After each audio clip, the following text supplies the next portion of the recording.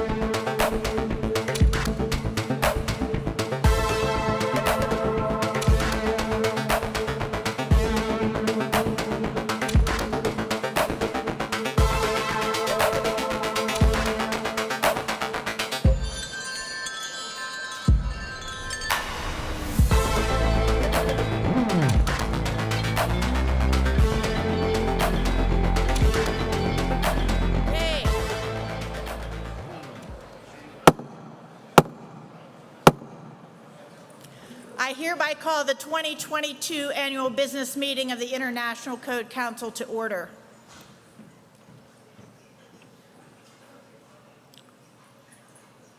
The notice for the 2022 Annual Business Meeting is posted on the Code Council website. At this time, I will entertain a motion to waive the reading of the notice. Do I have a second? I have a motion and a second. Any discussion? Seeing none, all those in favor say aye. Aye. Those opposed, the same. Motion carries. Secretary Treasurer Stuart Tom, will you please come to the podium to determine if we have a quorum?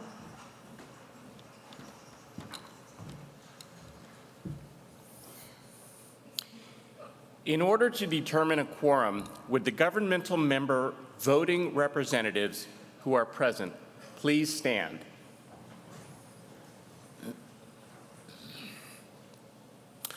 Well, based on the observation of those standing and present, we clearly have a quorum of at least 100 governmental member voting representatives. Madam President. Thank you, Secretary Treasurer Tom. It is now my privilege to introduce to you your Board of Directors. Board members, please stand and remain standing when I call your name. Ladies and gentlemen, please hold your applause until all board members have been introduced. Vice President Michael Witch. Secretary Treasurer Stuart Tom. Immediate past President Greg Wheeler. Directors Mike Bozo, Alan Boswell, Benjamin Breadmore, Chris Bridges, Jim Brown, Shirley Ellis, Ron Hampton, Steve McDaniel, Randy Metz, Tom Peterson, Michael Savage, Jim Sayers, David Spencer, and Angie Weezy. Ladies and gentlemen, your 2021-2022 Code Council Board of Directors.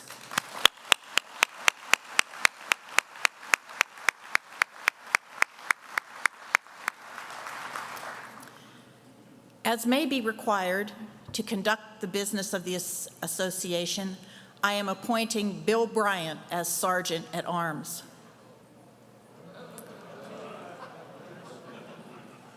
As parliamentarian, I am appointing Sidonia Garrett.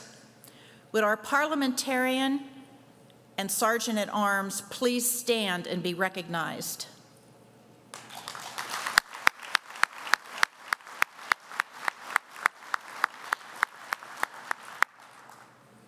I just want to take a moment to say Sidonia's qualifications are quite broad. Sidonia actually won a national competition in parliamentary procedure. She has her book with her, all marked up, and she is ready to go. Bill and Sidonia, thank you for your service. The next order of business is approval of the minutes from the 2021 annual business meeting. Are there any modifications to the minutes? Hearing none, may I have a motion to approve the minutes? And a second, please. I have a motion and a second. Any discussion? Hearing none, all those in favor indicate by saying aye. Aye. All those opposed, the same. The minutes are approved. The next order of business is the Treasurer's Report. Secretary Treasurer Tom.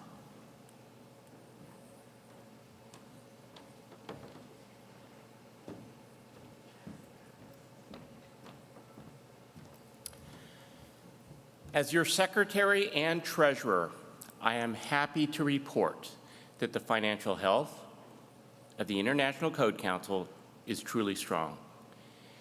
As we re-engage with our members, we continue to find opportunities for growth and expansion. The association has thrived due to consistent financial management, a focus on long-term strategic planning, a well-thought-out diversification strategy, and our ability to thrive in a digital-first environment. Over the past few years, our financial performance has exceeded our expectations, and this year is no exception. In 2022, we expect revenue from the sale of goods and services to again surpass our budget revenue and operating profit targets. This continued financial success has allowed us to enhance member benefits, build our cash reserves, and not only maintain, but also improve our unique code development process. One of our key financial strategies, diversification, helps to spread risk, reduce volatility, and create stability and predictability. This year, after a process of due diligence, the board approved several acquisitions. Acquiring the building and code support software Municity has helped expand upon our support solutions for code officials. WIN's Career Education also joined the Code Council family and expanded our training resources for plumbing and piping professionals. In the past year, General Code, a member of the Code Council family of solutions, acquired Franklin Legal Publishing, Code Publishing Corporation, and Quality Code Publishing. The combined companies extend the Code Council's digital codification solutions across the entire United States. Financial stability is the foundation of a healthy, productive association. Because of our strong financial situation, we can continue providing the exceptional products and services all of our members and customers have come to expect. This year, we have been able to engage with our members by expanding our services to be accessible anywhere, anytime, and any place. We have increased the depth of our codes and standard resources on our digital codes platform.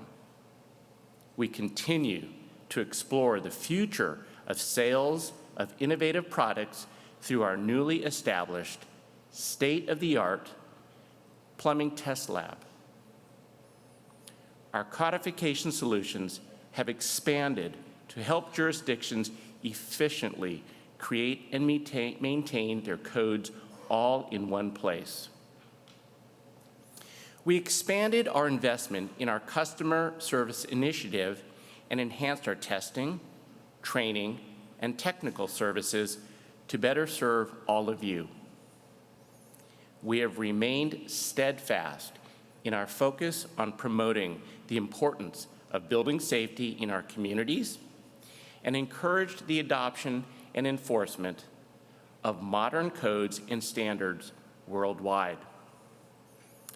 At the core of every one of our decisions is our mission to provide the codes, tools, and resources that members rely on and that ensure the construction of safe, sustainable, and affordable structures. Your board of directors is committed to our vision and to our membership. We know that sustaining our financial success in the months and years to come is integral to the long-term health of your association. There will always be challenges ahead. The economic forecasts for the next year are mixed. Attacks on our intellectual property continue. But through it all, we are guided by our Vision 2025 strategic plan, and we remain well-positioned to provide stability for our members, employees, and other stakeholders. Thank you. This past year, it has been my honor serving as Secretary-Treasurer. President Davis.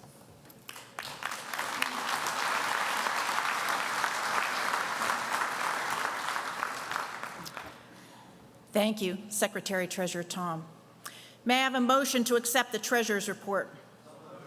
Is there a second? Any discussion? Seeing none, all those in favor say aye. Any opposed, the same. Motion carries.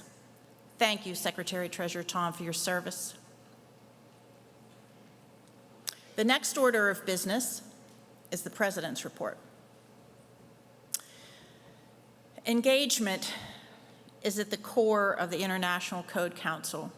We actively collaborate with organizations and individuals on a local, national, and international level. No matter where we are in the world, we all have the same mission: building safety. This past year, the board, working with the CEO and Code Council staff, have made great strides in not only improving the safety and sustainability and affordability of our buildings and communities, but also in structuring the organization for future opportunities. Following the Champlain Towers South collapse in Florida at the end of 2021, we brought together government officials, building safety professionals, and partner organizations to discuss the importance in need of maintenance and inspections for existing buildings. That event was only the beginning.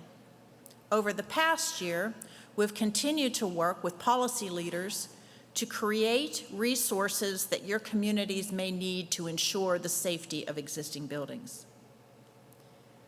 Developing codes and standards is a core function of what we do. We regularly collect feedback from our members and stakeholders that is then incorporated into that process. Last December, the Board of Directors approved the revision of the code development process to incorporate 2 committee action hearings for each group starting in 2024. These changes are part of our commitment to continual improvement. And you can learn more about the upcoming changes to the process at our members forum today at 1 o'clock in this room. Directly related to the ability to develop those codes and standards is the business model. Keeping a process that is free, open, accessible, and transparent is not an inexpensive endeavor. As you have heard in the Treasurer's report, we continue to diversify ICC's revenue sources. Your Board of Directors is focused on ensuring our financial success. Our organizational business model is based on continued innovation and growth. Should an opportunity arise that would provide financial benefit to the family of solutions, we are prepared to act quickly when needed. To all who have joined the Code Council family, as you heard in Secretary Tom's Treasurer's report, welcome to the family of solutions. I especially want to welcome Matthew Wynn, who has joined us along with Wynn's Career Education, as he focuses on expanding our training and resources for safety professionals. Supporting the next generation of building safety professionals has been a key focus of this organization for many years. In 2022, we made significant progress in expanding opportunities for new entrants to the industry via our Safety 2.0 programs.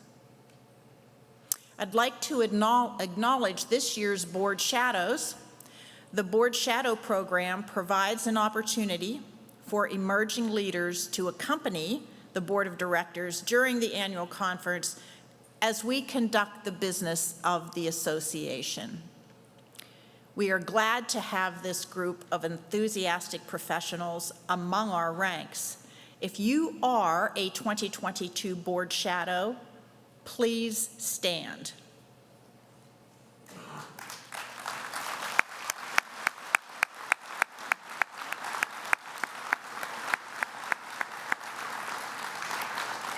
Please remain standing. Now I'm going to ask if you are a former Board Shadow, please stand.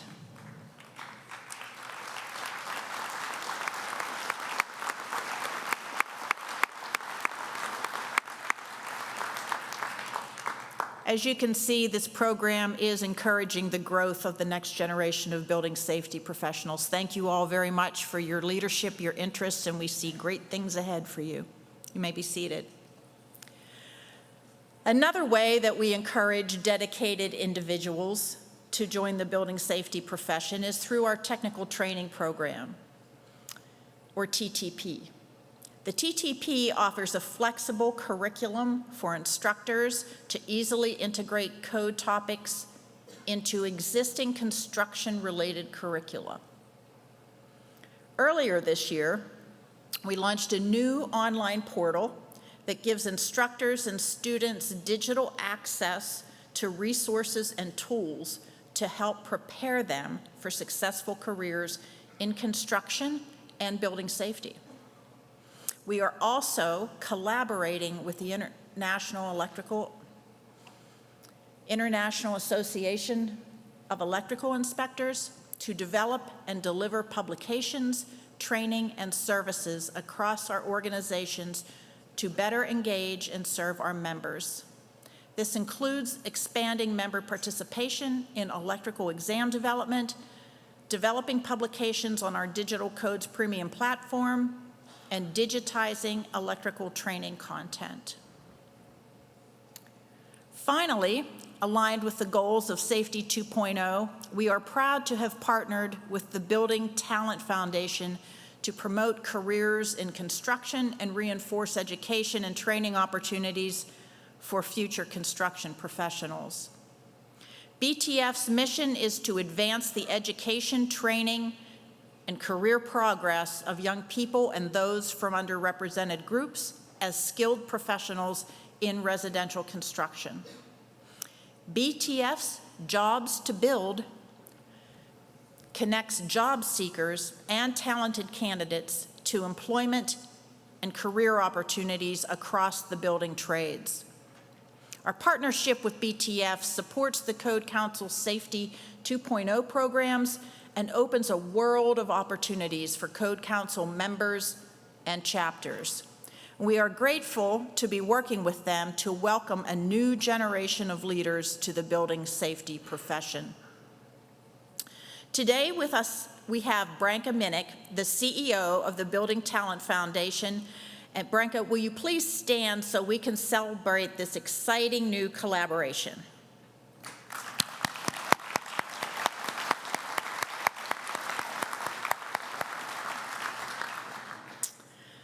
Stay tuned for more opportunities to get involved with the next generation in the coming year as that program moves forward.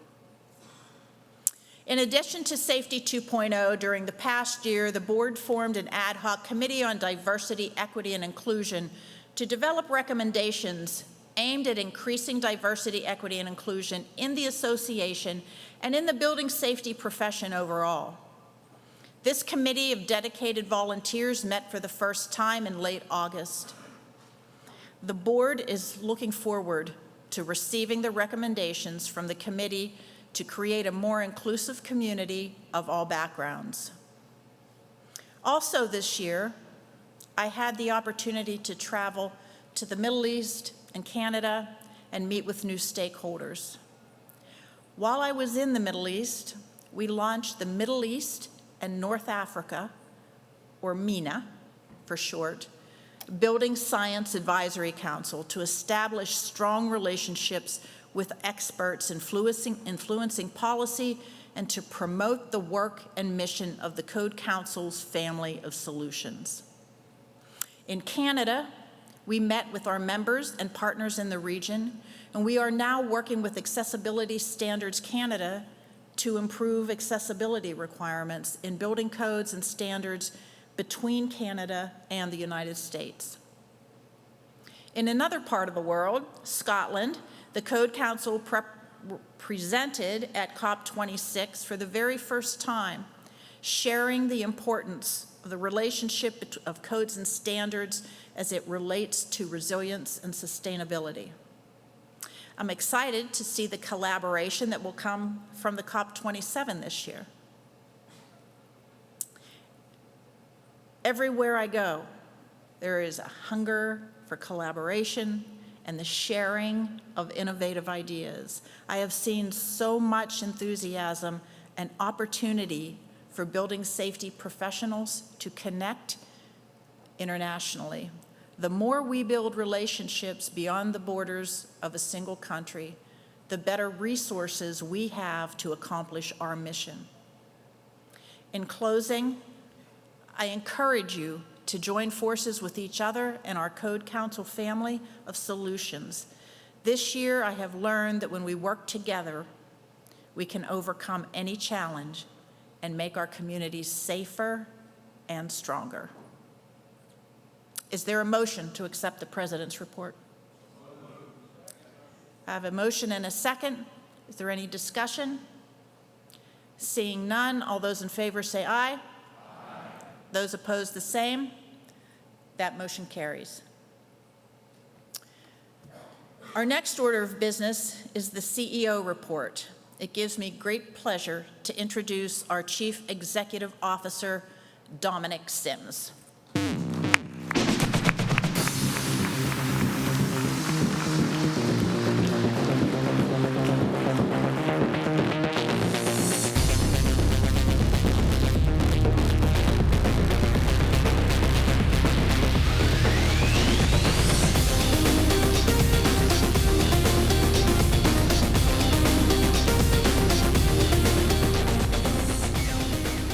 I was supposed to wait for the wet concrete. Thank you, Cindy, for your fearless leadership as the Code Council president this year. From the bottom of my heart, I personally want to thank you for everything you did for us. Good morning, everyone, and welcome to Louisville, Kentucky. It's really, really great to be back in person with everyone. Hopefully the COVID is behind us. But first, I think it would be appropriate to once again take a moment of silence for those Kentuckians who lost their lives in recent flooding here in Kentucky. So please join me in a moment.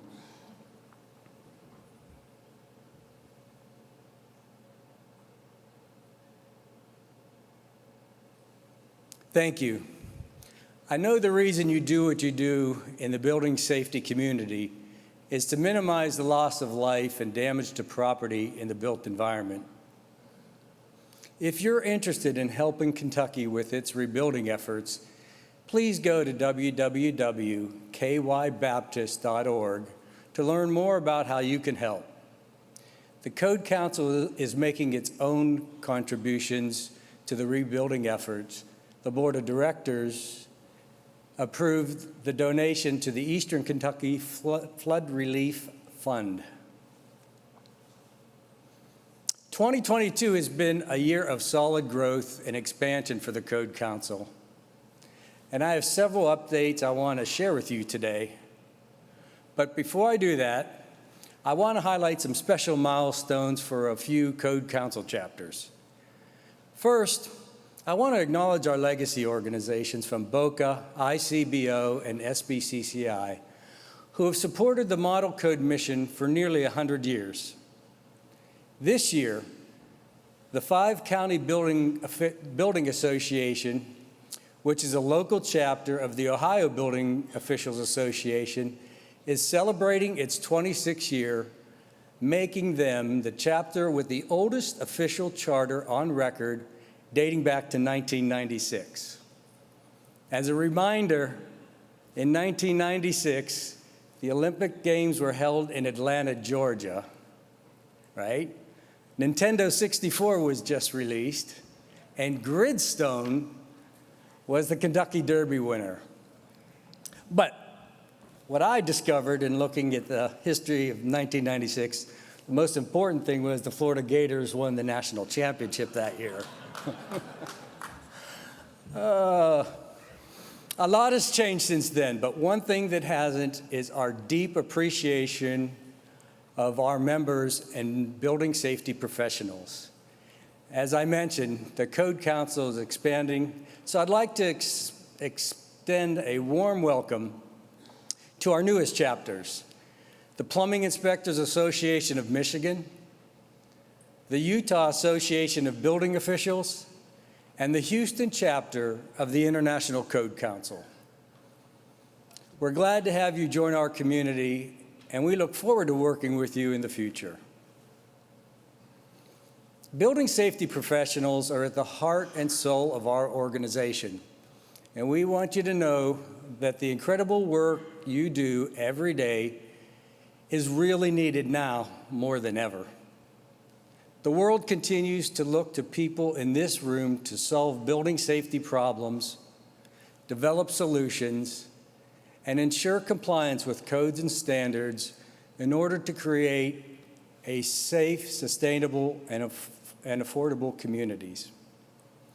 Together, we continue to make great progress towards that goal and find ways to address challenges as they arise. As an organization, we are always looking around the corner, and we have worked hard to ensure that the Code Council is positioned for long-term success. So we're there when you call us. The Code Council remains very strong financially and is prepared to weather uncertainty that we may face next year.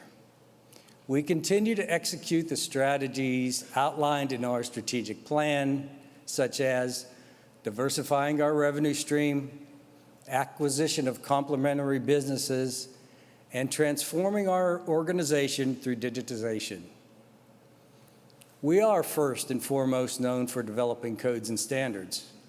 Recently, we collaborated with industry experts and stakeholders to create new standards for off-site construction. Standards 1200, 1205, and 1210 will help further aligning state and local practices to ensure that pre-built structures are safe. And several new standard projects are in development, including ICC 815 on sizing water distribution, drainage, and venting, ICC 825 on private sewage disposal systems, and ICC 605, standard for residential construction in regions with wildfire hazards. And finally, through a recent agreement with ASHRAE ICC standard 240P on evaluating greenhouse gas and carbon emissions in building design, construction, and operations. This past year, we also focused on the safety of existing buildings. These discussions were fueled by the tragedy in the community of Surfside, Florida. June 2022 marked the one-year anniversary of the Champaign Tower collapse in Florida.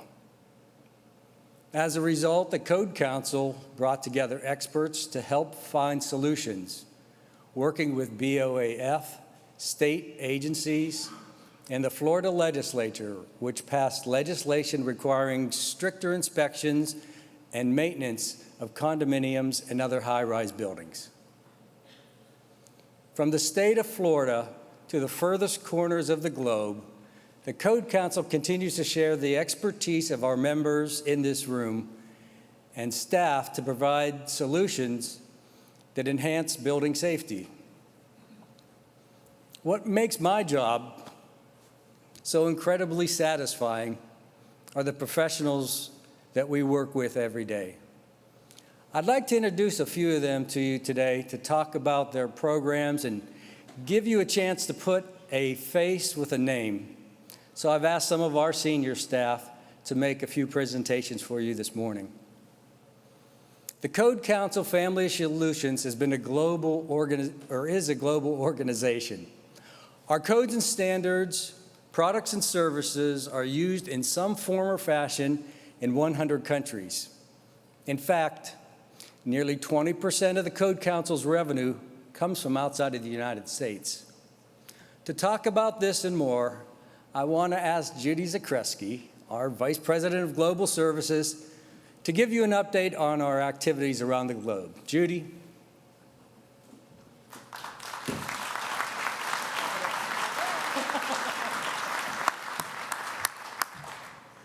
Thank you, Dominic, and good morning, everyone. The International Code Council is truly living up to the international in our name. In 2021, the Family of Solutions served customers in 106 countries. The global revenue for the Family of Solutions grew 19% year on year from 2020 to 2021. And we're on track to show similar year-on-year growth by the end of 2022. Much of the activity is driven by our conformity assessment businesses, which, as a group, generate nearly 1/3 of their combined revenue from overseas clients or activities. We also engage with jurisdictions around the world, offering our other solutions to improve their building regulatory infrastructure in ways that lead to safer buildings.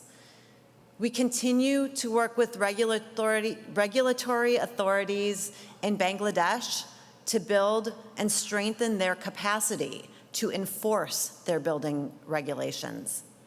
In Saudi Arabia, we're collaborating with authorities to maximize their benefit from the effective implementation of their I-code-based Saudi building code and create best-in-class departments and regulatory systems. Separately, we're seeing growing interest in the I-codes throughout the Caribbean and Latin America. Colombia recently utilized the 2018 International Plumbing Code to update their own plumbing code. And we're seeing growing activity in Asia, where Pakistan recently introduced the Building Code of Pakistan based on the 2021 IBC. You can learn more about these codes as well as building regulations used around the world through the Global Building Codes tool, which is a free resource live on our website. We're continuing to build our presence in the MENA region.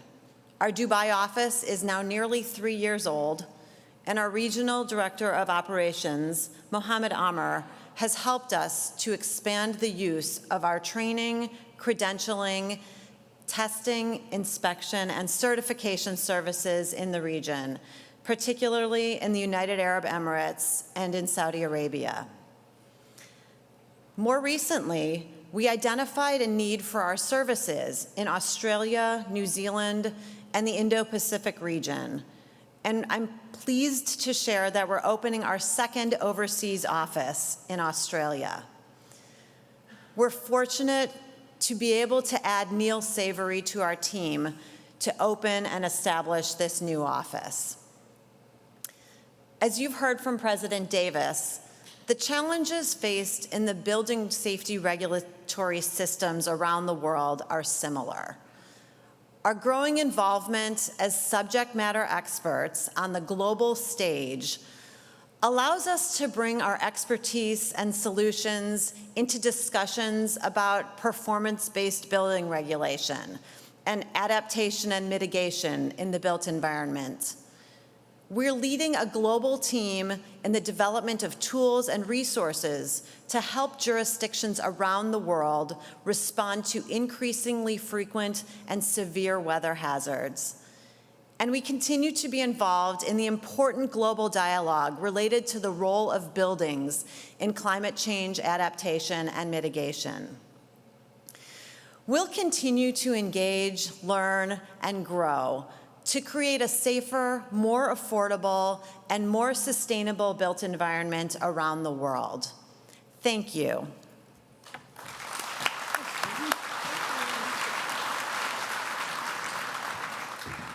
You know, if you're like me, sometimes it's hard to wrap your mind around everything that the Code Council has going on. And I just want to personally thank everyone in this room who has shared their expertise, because you're helping make buildings safer, not just here at home, but around the globe. Thank you, Judy. As I mentioned, we're committed to transforming the organization through digitization, and we have invested heavily the last several years. I'm going to call on Joan O'Neill, ICC's Chief Knowledge Officer, for the Code Council's update on digitization strategies. Joan?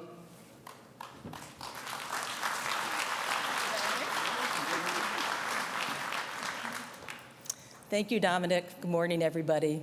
As a leader in digital products and cloud-based solutions for the building safety community, the Code Council continues to add to its digital toolbox, helping make life easier for code professionals. In fact, the Code Council is the digital transformation hub for those who have a stake in creating better buildings and safer communities.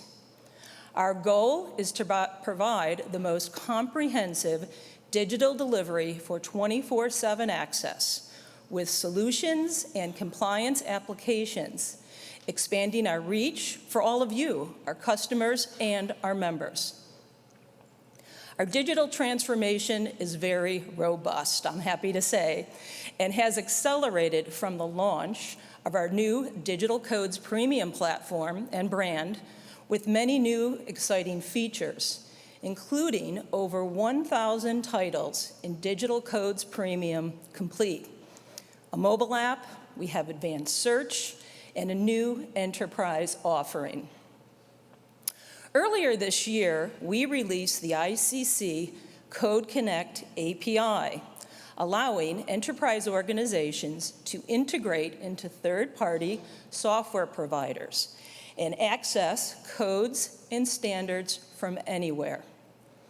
Code Connect API empowers organizations with instant digital access to the latest building code requirements within their existing workflow applications. And we're not done. By the end of this year, by the end of this calendar year, we will be looking out for much, much more in terms of improvements to our digital codes platform, including our just released ASTM standards. We announced that last week. We have digital flashcards for training and certification, digital references for our Pronto exams, and look for calculators and interactive tables soon to be released. We have launched our online learning subscription plan that consists of unlimited access to our online courses. Subject matter areas include residential building, commercial building, fire, plumbing, mechanical, fuel gas, swimming pools and spas, leadership, and much more. And before I go, I want to encourage you to stop by the expo this afternoon and visit the ICC booth. You can get a demo of our Digital Codes Premium platform. We can show you the application and show you all these new great features. You can also stop by and explore other ICC digital solutions from our General Code and our Community Development Solutions team. Have a great conference. It's great to see all of you, and take care.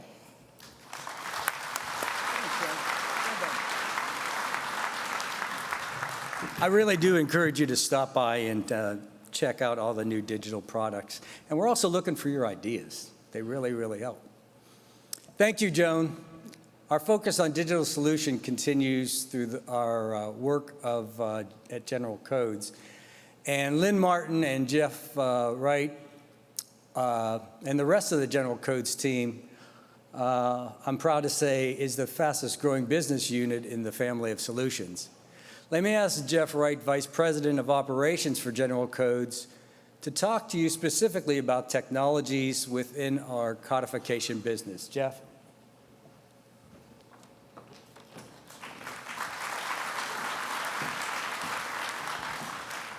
Thank you, Dominic. You just heard from Joan about all the great digital initiatives that we're working on for the enterprise. Now I'd like to talk about some specifics from a few pieces of software that we've improved and tell you a little bit about General Code. We are the codification industry's market leader and the second largest codifier in the United States, serving more than 4,000 local government clients. While we've grown over the past 6 decades, including the acquisitions of 3 separate companies in the past year, we've stayed true to our core business, codification services. The driving force behind our company is to be a next-generation codifier. Our eCode 360 platform has become an indispensable database of codified legislation across jurisdictions. Our innovative approach to software development has resulted in significant enhancements to our platform to allow greater self-service, customization, and accessibility. Our newly released eCode 360 API was developed in parallel to ICC's Code Connect API and makes our code content even more accessible to users where they need it. Recognizing the role that technology would play in future government operations, we were the first codification company to offer Laserfiche document management solutions, as well as parcel management and permitting software services. This suite of services is now offered under ICC Community Development Solutions and continues to be critical to local government operations. We are the first codifier to partner with the Code Council to integrate applicable building code amendments from the local municipal code with the published I-codes. Our custom local building code solution combines General Code's legal and editorial expertise with the Code Council's content and premier digital codes platform. We've created a solution that saves time and makes our codes easily accessible for building safety professionals. Our focus on code-centric solutions and managing local code content as data has allowed us to create another first in both codification and local government products, an interactive zoning map solution called MapLink. To learn more about this, please visit the ICC booth at the Expo and ask to speak to Christina Erwain from General Code. We will continue to develop world-class products and custom solutions to support our code-centric strategy, and the best is yet to come. Before I go, I wanted to acknowledge my peers across the ICC family of solutions. It's great to partner with so many insightful and innovative professionals as we continue our growth. Thank you.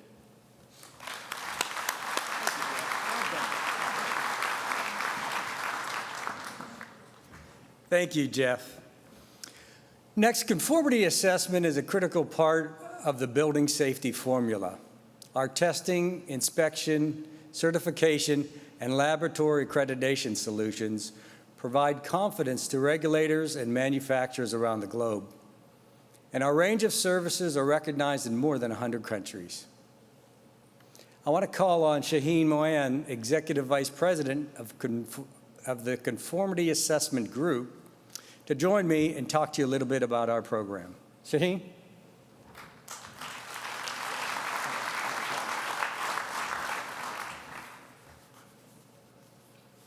Thank you, Dominic. The International Code Council Family of Solutions encompasses all that is needed for product certification and evaluation under one roof. ICC Evaluation Service is expanding globally with a focus on certification in the MENA region, as well as Oceania, certifying products to the regional codes and standards of those geographies. As we grow, we will continue to streamline processes to further reduce turnaround times so that we can continue to exceed our clients' expectations. ICC NTA has also been in growth mode. In 2022, we expanded our testing and inspection capabilities, opening a state-of-the-art plumbing product testing lab. The International Accreditation Service, or IAS, continues to grow by leaps and bounds and is expected to award more than 1,400 accreditation certificates by the end of 2022. I want to take a moment to acknowledge Mr. Raj Nathan, a friend of mine, president of IAS. Raj is also now the vice chair of the Asia Pacific Accreditation Cooperation. This appointment is a result of the credibility and global expansion of IAS under Raj's leadership. Congratulations, Raj.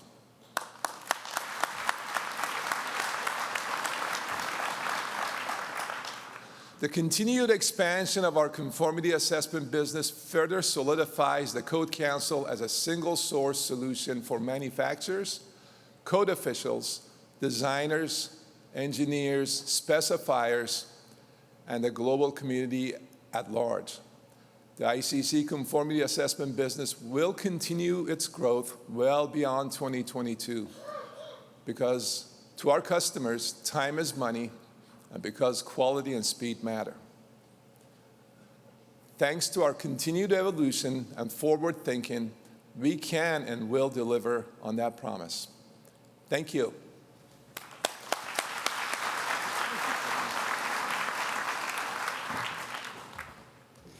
Thank you so much, Shaheen. I'd like to talk just a little bit about two important initiatives that we began in 2021 called ICC Centers of Focus. It's comprised of two teams, the PMG Center of Focus and the Sustainability, Resiliency, and Innovation Center of Focus. The teams consist of individuals in various roles from across the ICC family of solutions who are charged with solidifying our position as global thought leaders in PMG, off-site construction, and energy.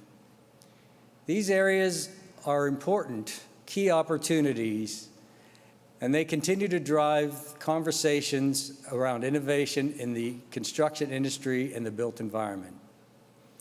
We are uniquely qualified to lead those conversations and support these segments of the construction market.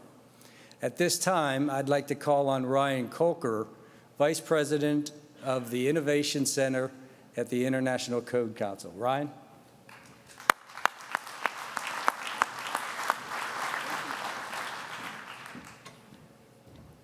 Thanks, Dom. As many of you have seen, the topic of energy and decarbonization is on the minds of the public and policymakers. Code Council is leading the way in delivering the solutions communities and the building industry needs to achieve their goals. The International Energy Conservation Code is one of the most effective approaches to reducing energy use in buildings. The U.S. Department of Energy found that the 2021 IECC saves 9.4% in energy use and 8.6% in greenhouse gas emissions over the 2018 edition, a nearly 40% improvement since 2006.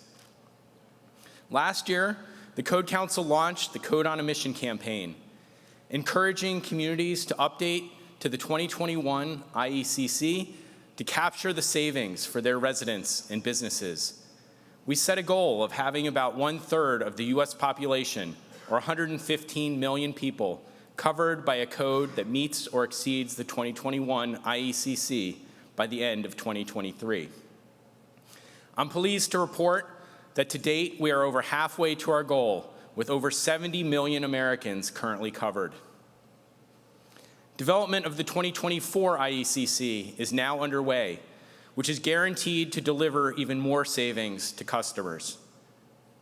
We have also built an Energy and Carbon Advisory Council of experts to help us deliver solutions communities need. Moving beyond how buildings use energy, we are undertaking an initiative to deliver the tools communities need to effectively address decarbonization in the built environment. Look for more details in the coming months. The Sustainability, Resilience, and Innovation Center of Focus is also leading initiatives to advance the safe and efficient deployment of off-site construction to address many of the challenges communities are facing. Finally, in addition to the standards Dominic mentioned, we are developing a suite of educational resources to assist jurisdictions with obtaining federal funding to improve building resilience. Thank you very much.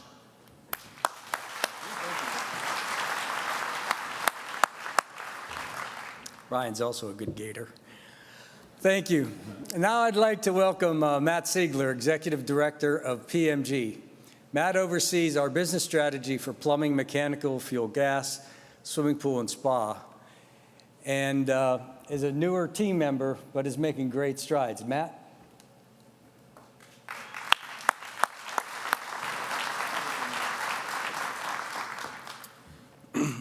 Thank you, Dominic. The Code Council is a leading provider of technical resources and world-class training programs to support and supplement PMG codes and standards adoption.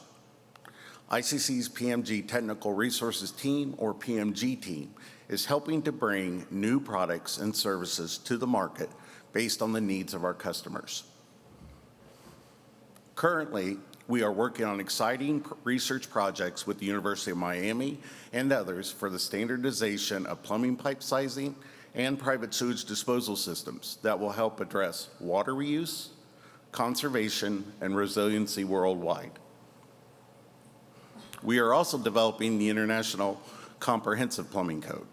This code will apply to all occupancies and combine all plumbing and fuel gas code provisions from the International Plumbing Code, the International Residential Code, and the International Fuel Gas Code into a single code document.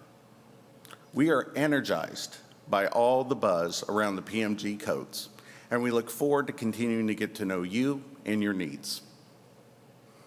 If you haven't met our PMG team yet, please join us on Wednesday, September 14th at 11 a.m. in room M104, where we will be presenting an overview on the transition towards lower global warming potential refrigerants, including A2Ls. This is a very important topic across the built environment, and I encourage you to attend the presentation to learn more. Before I go, here's a quick video to learn more about our PMG team. Thank you.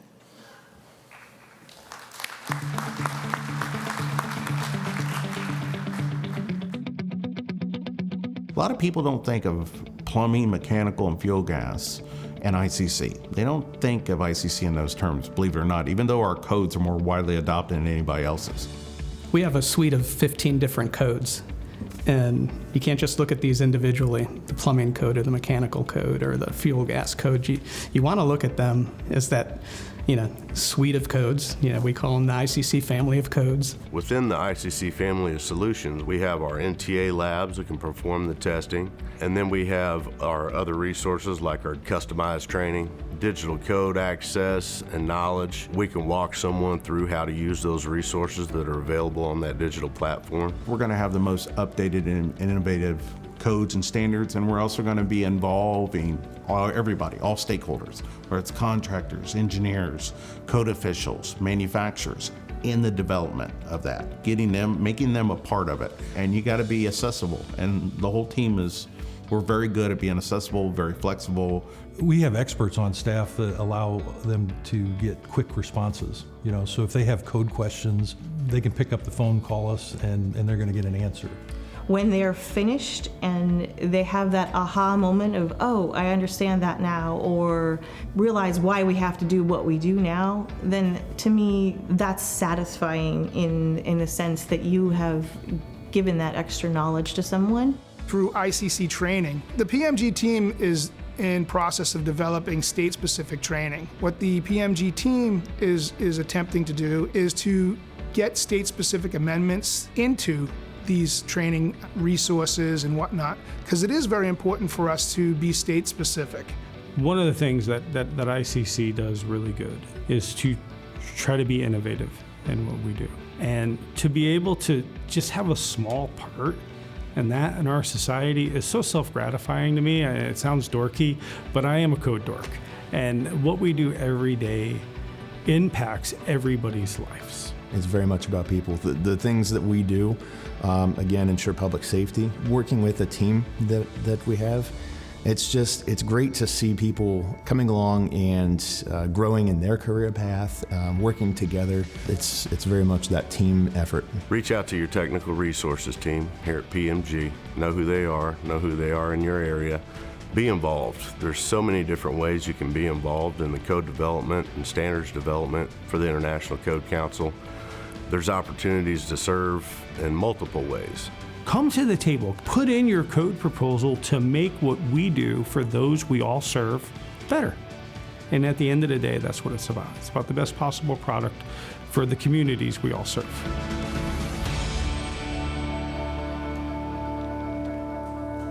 Wow. Yeah. I really want to thank Matt for building a great team, and I want to thank everyone on the PMG team for your hard work. Finally, supporting all of our family of solutions and members at every level is our government relations team. We'll now hear from Gabe Mazur, Senior Vice President of Government Relations, to give us an update on their activities. Gabe?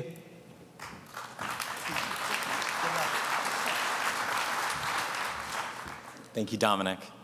The Code Council's Government Relations Department educates policymakers and civic leaders at all levels of government about the importance of building safety and building codes. We've made several breakthroughs in our state and federal initiatives this year. In March, the Department of Defense announced implementation of a uniform code for military housing based on the International Property Maintenance Code. In May, we received a Presidential Building Safety Month proclamation, recognizing the important work of building safety professionals like you. Our team collaborated with FEMA to issue a first-of-its-kind agency-wide building code strategy to lead the U.S. towards improved resilience. This year, we assisted our government partners through roughly 200 adoptions of ICC codes and standards. We've continued to prioritize support for our members and our chapters, attending hundreds of events with you. The GR team welcomed 3 new members this year: Aaron Davis, Leslie Garland, and Kevin McCoster. They're prepared to support you at the state and national levels. Please look out for them this week and be sure to say hello. Our team continues to focus on making additional resources available to assist building and fire prevention departments in adopting and implementing building codes and standards. After extended advocacy at the federal level, the Code Council successfully worked to get close to $1.5 billion to help jurisdictions improve building safety and sustainability in their communities. These grants are either exclusively for or focused on building code-related activities. We recognize that navigating these opportunities can be daunting. So we've put together a resource to help. By visiting our Federal Grant Resource Center, you can learn about available programs and get tips on applying for funding. To learn more about these opportunities, please join us on Tuesday at 8 a.m. in rooms M101 and 102 for a session with the Department of Energy, FEMA, and HUD to hear about current federal funding programs. We will continue to work together to make sure that building safety professionals like you will be fully supported and have access to these funds. Thank you.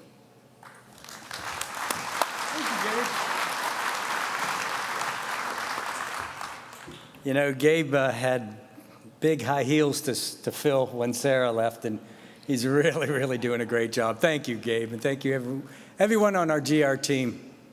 Because of the hard work of our staff, we've continued to provide our members and customers with the timely services, solutions, and resources that you need. After all, you are the building safety professionals who look out for the health, safety, and sanitation in the built environment. Supporting you is what motivates the ICC staff, and why we always go the extra mile to help you do your jobs.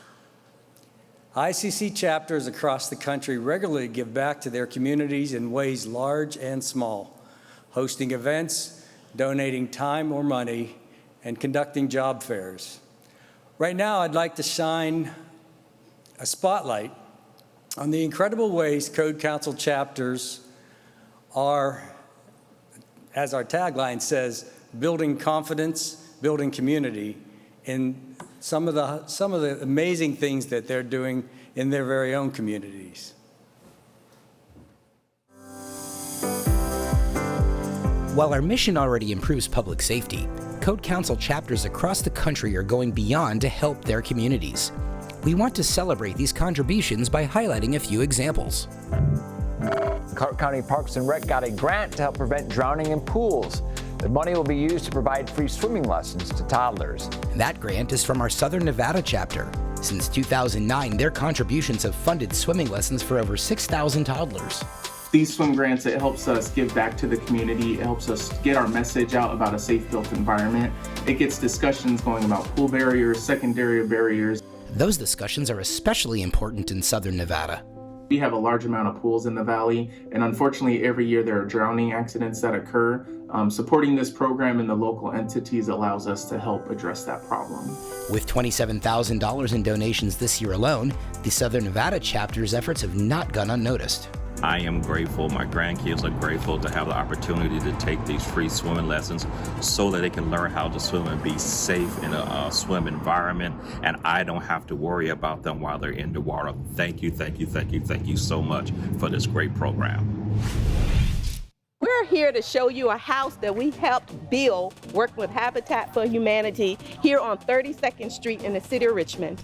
These ladies of Wicked in Virginia love putting their construction expertise to use. But building this house for a family in need meant far more than just showing off their skill set. It was important for us to be here as a part of this build as women, to show that we're not just pretty faces.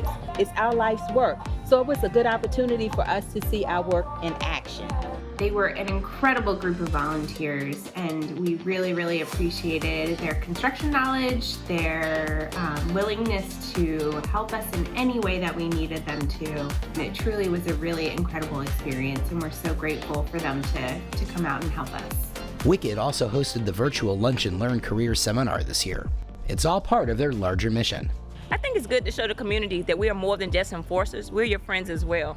We're your partners as well. We're your teammates, and we're all in this thing together to make our whole environment and community a much better place. The Code Council's Colorado chapter isn't taking the growth of our industry for granted. They're building futures for a career in construction. Events are giving high school students a rare opportunity to get hands-on experience. A lot of schools have removed that type of vocational studies from the high schools. So our event is hoping to really get their hands dirty and build walls, install plumbing, do some electrical, and really expose them to all the various trades of the construction field. In just 4 years, the events have made an impact on thousands of students.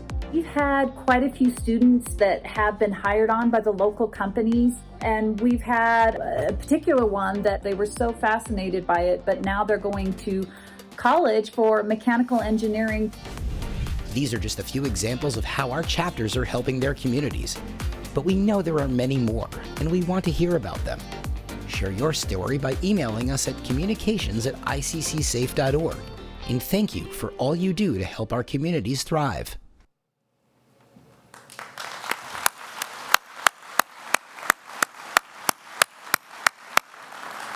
I hope that inspired you like it did me, and I invite everyone to get engaged in local, regional, and international activities with the Code Council or any of our 350 chapters. Thank you for your continued support of our association. Keep up the amazing work that you're doing. 2022 has been a great year so far, but there's still more work to do. We look forward to continuing to serve all of our members in the years to come. At this time, I would like to first thank the Board of Directors for their support this year and invite President Cindy Davis back to welcome you again. Cindy?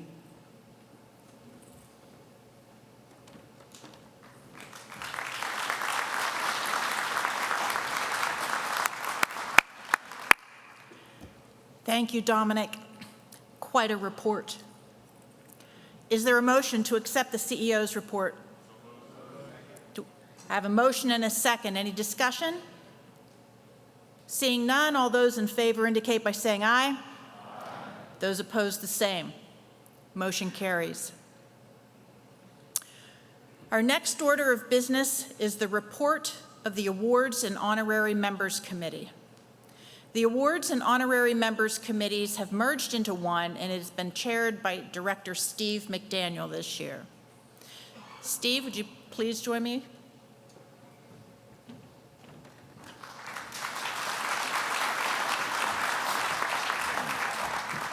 Thank you, Madam President. Serving with me on the Awards and Honorary Members Committee are Directors Alan Boswell, Ben Bredmore, and Ron Hampton. Each year, the Code Council recognizes outstanding service and accomplishments through our awards program. Committee recommendations for some of these awards are approved by the Board of Directors and presented at events throughout the annual conference. We also have a few awards given out by our membership council at various events. The Awards and Honorary Member Committee is pleased to announce the 2022 award winners. Please hold your applause until all award recipients have been announced. As you met earlier today, the global winner is His Excellency, Dr. Saad Al-Kasabi. The Bobby J. Fowler Award will be presented to Mike Pfeiffer at today's Leadership Luncheon. Later today, at the Chapter President's meeting, the Chapter Merit Award will be presented to the Sacramento Valley Association of Building Officials. And the Chapter of the Year Award will be presented to the Ohio Building Officials Association. On Tuesday at the awards luncheon, the Raising the Profile Award will be presented to Larry Nichols. The Excellence in Public Safety Award will be presented to Amrinder Singh. The Meritorious Service Award will be presented to Mr. David Bile. The Community Service Award will be presented to the Code Compliance Services Department for the City of Arlington, Texas. The Robert W. Gain Fire Prevention Leadership Award will be presented to Kara Gerzinski. And the Code Official of the Year Award will be presented to Sam Palmer. The President's Award and the William J. Tangy Award will be presented on Tuesday evening at the Connections Gala. On Wednesday, the Trailblazer Award will be presented to Kelly Janis. The PMG Leadership Award will be awarded to Esber Andaroglu, and the National Leadership in Sustainability and Energy Efficiency Award will be presented to Kimberly Cheslak. The Innovation in Code Administration Award will be presented to Jeff Simmons later this year. The Educator of the Year Award will be presented to Alan Ellis. Please join me in a round of applause for all of our award recipients.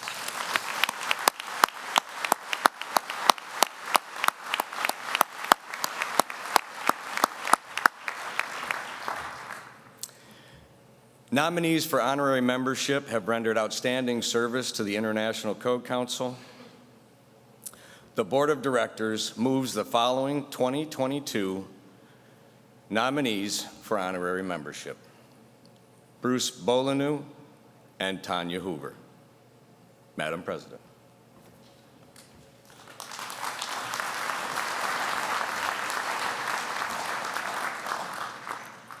May I have a motion to accept the awards and honorary member committee report? Is there a second? Any discussion? Seeing none, all those in favor indicate by saying aye. Aye. All those opposed, the same. Motion carries. Will the new honorary members please stand and be recognized? Are you in the room? Thank you. Congratulations to all of the award winners. Thank you, Chairman McDaniel, and the members of the Awards and Honorary Committee for your service. Our next order of business is the report of the Resolutions Committee, chaired by Director Michael Savage. Michael?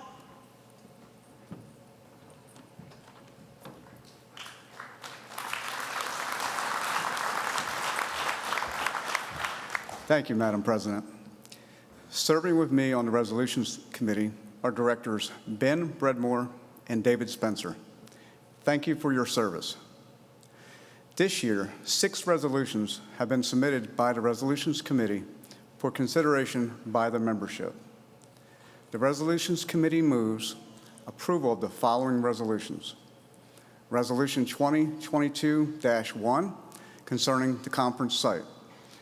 Resolution 2022-2 concerning deceased members. Resolution 2022-3 concerning the committees, councils, and annual conference committee.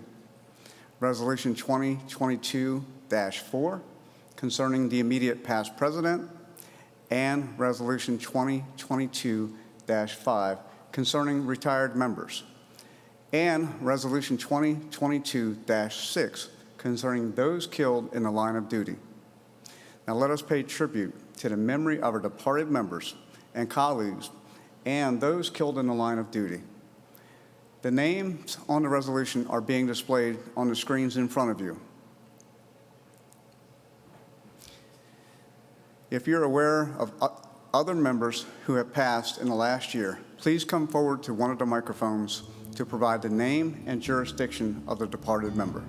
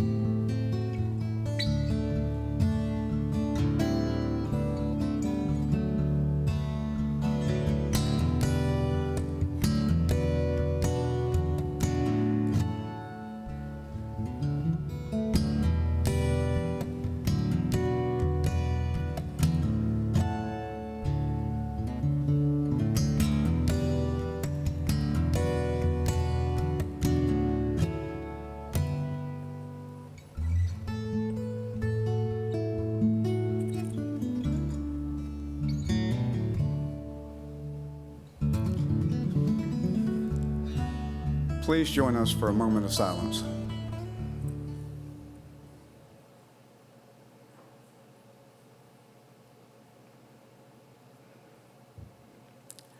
Thank you.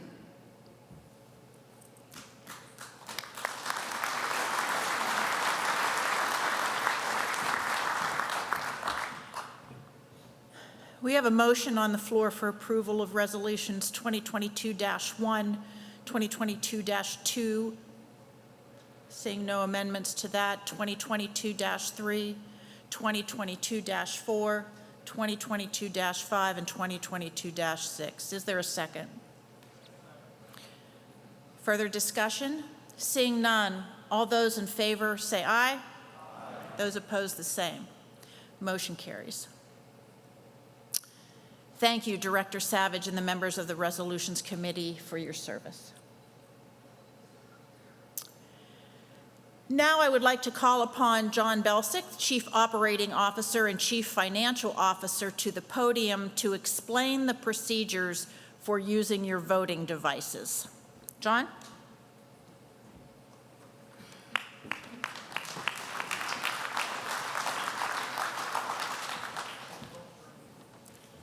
Thank you, Madam President. Good morning. We will be conducting a demonstration with you to ensure that you understand how to use the voting devices. We will keep each step open longer than usual during this demonstration to make sure that you can follow along. Before each vote, you can wake up the device by pressing the circle button on the front of the device. You will automatically be taken to the voting application. You should have been logged in by the ICC staff when you received the voting device. If you are not logged in at this time, or if you need help at any time, you can log in by scanning your ID badge, or just raise your hand, and one of our staff, our IT staff, very nice people, they'll be very helpful, and they'll come by there in a blue shirt. So if the blue shirts, if you could please raise your hand and make yourself known. They're in the back of the room. So we'd like to do a test question to introduce you to the voting system. If your device is asleep, please press the circle button at the bottom and wake the device up. First, can we please announce the test question? The Kentucky Derby started in 1875. Of all of the horses, and by my math it's about 148, that have won the Kentucky Derby, how many have gone on to win the Triple Crown? Your options are A through D are 10, 13, 17, and 22. You should see the question in orange on your device along with grayed out options, just as you see it on the screens in the room. If you do not see the question in orange on your device, please find an IT staff member and they will give you a hand. We will now start the vote. It will be open for 30 seconds.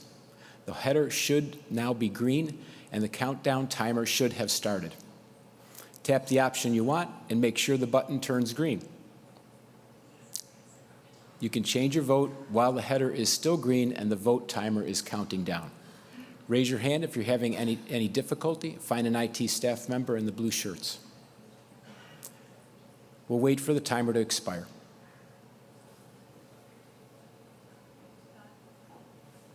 Time is expired. You will no longer be able to change your vote. You should see the buttons are gray now. Let's announce the results of the poll. You're right, most of you. The correct answer is B, 13. You should see the numbers of the votes and percentages on your device as well as on the screens in the front of the room. You should also be able to tell which option you selected. If there are any questions, please find an IT staff member in the blue shirts. If you have any further questions about the system, please feel free to stop by the voting help desk in the back of the room off to my left a little bit, and they'll be happy to help you. Again, they're all very nice people, and they're standing at the ready to give you a hand. Thank you, Madam President.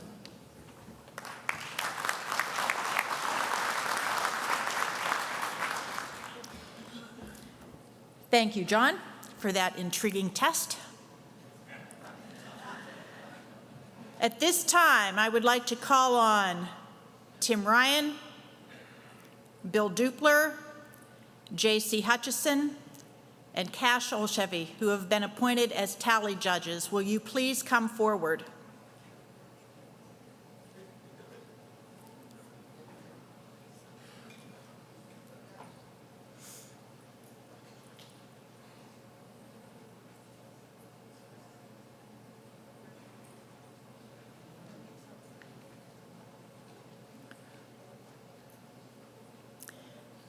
The next order of business is the report of the nominating committee, chaired by immediate past President Greg Wheeler.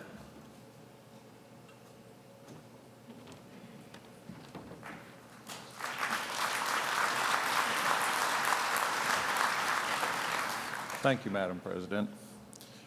Serving with me on the nominating committee, Ron Clemens, Kathleen Nugent, Sarah Rice, Blake Steiner, and Ron Takaguchi. Would you all stand wherever you're sitting at so everybody can see who you are?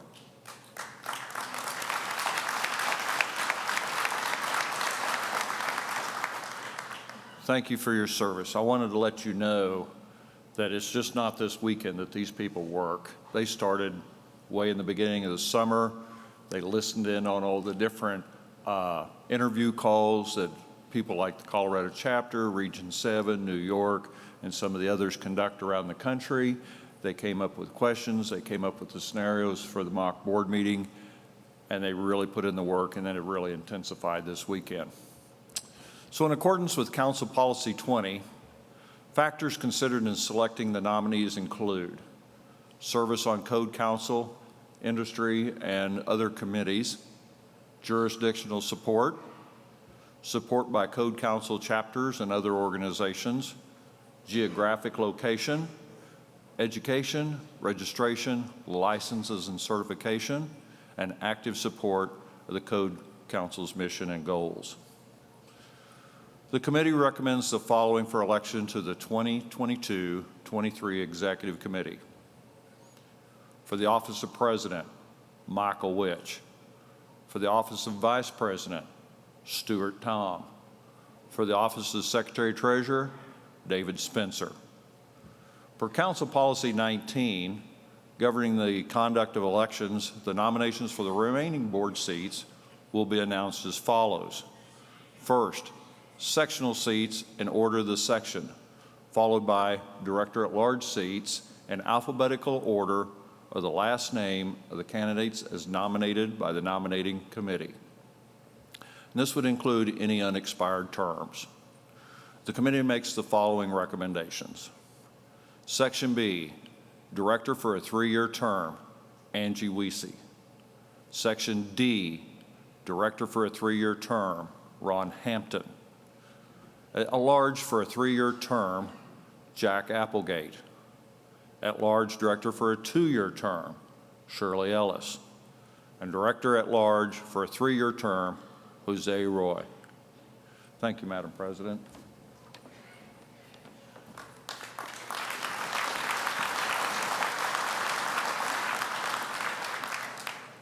Thank you, Chairman Wheeler and the members of the nominating committee for your service. As past President Wheeler indicated, I know you have put untold hours and effort into your decision. Thank you very much. The next order of business is the election of the officers and directors. Members eligible to vote in the board elections are governmental member voting representatives and honorary members and have been issued dark green badge holders. You should have checked out a voting device in the back of the room at the U-shaped voting desk. Uncontested elections will be conducted by a voice vote of eligible voters. For contested elections, eligible voters will use the voting devices. In order to be elected, a candidate must receive a majority vote, 50% plus 1. If no candidate receives a majority vote, a runoff election will be conducted between the two candidates receiving the most votes. We will now conduct the election of officers. For the office of President, the committee nominates Michael Witch. Are there any nominations from the floor? Are there any nominations from the floor? Are there any nominations from the floor? I declare the nominations closed. We will now vote to elect Michael Witch as president. All those in favor indicate by saying aye. Aye. All those opposed, the same. Congratulations, Michael.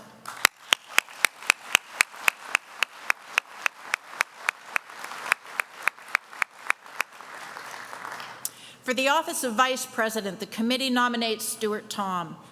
Are there any nominations from the floor? Are there any nominations from the floor?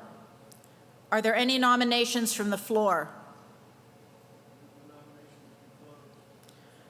I declare the nominations closed. We will now vote to elect Stuart Tom as Vice President. All those in favor indicate by saying aye. Aye. Those opposed, the same. Congratulations, Stuart.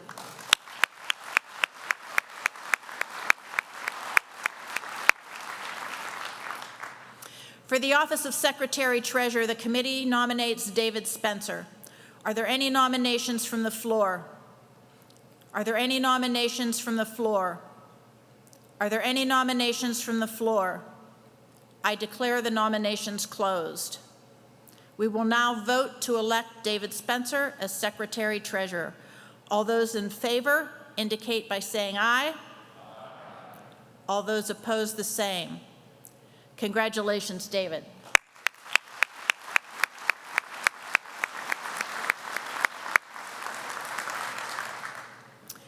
We will now conduct the election of directors. There are 5 director positions up for election today, 2 sectional seats and 3 at-large director seats. Candidates for sectional director must represent a governmental member or located in a state or province within that section. The first election is for Section B director for a 3-year term. Section B includes Idaho, Montana, Wyoming, North Dakota, South Dakota, Minnesota, Iowa, Wisconsin, Alberta, Saskatchewan, and Manitoba. The committee nominates Angie Weezy. Are there any nominations from the floor? Are there any nominations from the floor? Are there any nominations from the floor? Motion to close the nominations. I declare the nominations closed. All those in favor of Angie Weezy for Section B, please indicate by saying aye. Aye. All those opposed, the same. Congratulations, Director Weezy.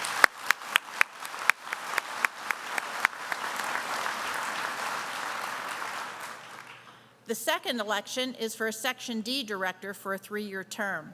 Section D includes Nebraska, Kansas, Missouri, Illinois, Michigan, Indiana, Ohio, Kentucky, and Ontario.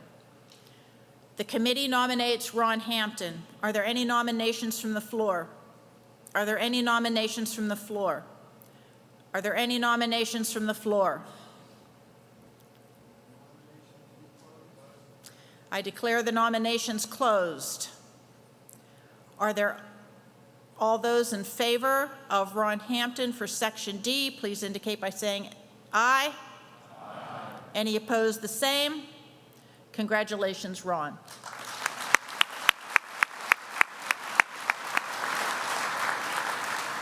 The third election is for at-large director for a 3-year term. The committee nominates Jack Applegate. Are there any nominations from the floor? Are there any nominations from the floor? Are there any nominations from the floor? I declare the nominations closed. All those in favor of Jack Applegate for a 3-year director-at-large position indicate by saying aye. Aye. Any opposed, the same. Congratulations, Director Applegate.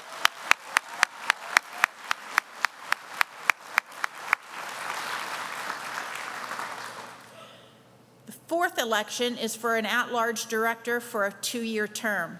The committee nominates Shirley Ellis. Are there any nominations from the floor? Are there any nominations from the floor? Are there any nominations from the floor?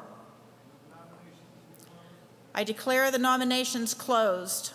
All those in favor of Shirley Ellis for an at-large director for a 2-year term, please indicate by saying aye. Aye. Any opposed, the same. Congratulations, Shirley.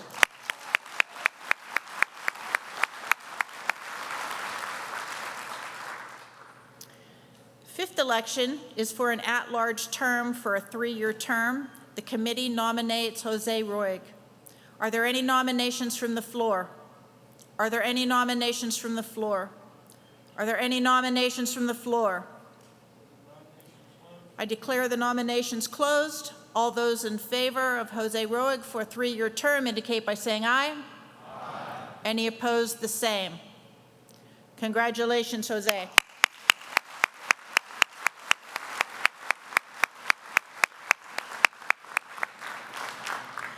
That concludes the board elections. Congratulations, new officers and directors, and thanks to all of the candidates for your commitment to the Code Council. Before we adjourn for lunch, I have a few important announcements. If you haven't already, you can have your picture taken at the large photo wall upstairs. There will be a professional photographer available at the photo wall to take your photos until 11:30 a.m. At 11:30, please join us back here in this room for our leadership luncheon and members forum featuring award-winning speaker and entertainer Michael C. Anthony. In this session, Michael will help you learn how to use one of the most powerful tools of communication, body language. There will also be a presentation of the Bobby J. Fowler Award, followed by the Members Forum. And then later today, please join us this evening for our expo reception at 5 p.m. in halls A and B. You'll have an opportunity to network and make new contacts. Is there any unfinished business? Seeing none, that completes our agenda. I will now entertain a motion to adjourn the 2022 annual business meeting. Is there a second? On behalf of the Board of Directors, thank you for attending the annual business meeting. We are adjourned.